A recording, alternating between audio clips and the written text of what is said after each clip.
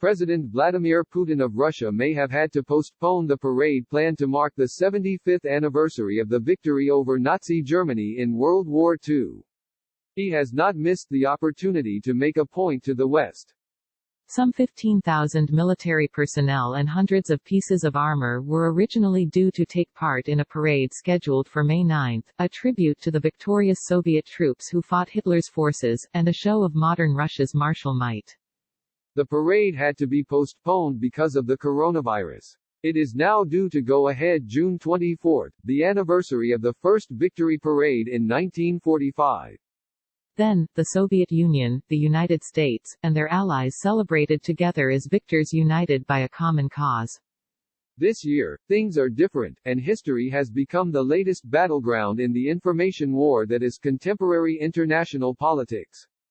Putin is not pleased by any prospect that his country's role in the defeat of Nazism might be diminished or disrespected. Putin warns against insulting the memory of Moscow's role. In a lengthy essay published on the website of the National Interest, and also on that of the Kremlin, Putin warned, historical revisionism, the manifestations of which we now observe in the West, primarily with regard to the subject of the Second World War and its outcome, is dangerous. The Russian leader referred in particular to a European Parliament resolution of September 2019 that, he wrote, directly accused the USSR, along with the Nazi Germany, of unleashing the Second World War. Putin's conclusion was clear and defiant: desecrating and insulting the memory is mean. Putin also wrote that it was not his intention to initiate a new round of international information confrontation in the historical field that could set countries and peoples at loggerheads. He may end up doing that, intentionally or not, but he certainly wants to set the record straight as he sees it. The scale of Soviet sacrifice in World War II. Why, 75 years after the end of the conflict, and in a very different world, does this matter so much? The first answer is the scale of Russia's sacrifice. The number of Soviet military and civilian dead is generally estimated to be in excess of 20 million. In his article, Putin writes, almost 27 million, adding, for comparison, that in World War II, the USSR lost 1 in 7 of its citizens, the UK lost 1 in 127, and the USA lost 1 in 320.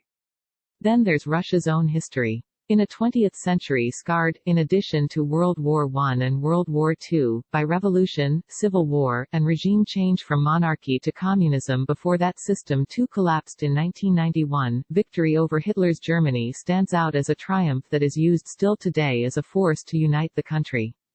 So it does not go down well when, as happened on May 8 in a tweet from the White House, Russia's role is overlooked.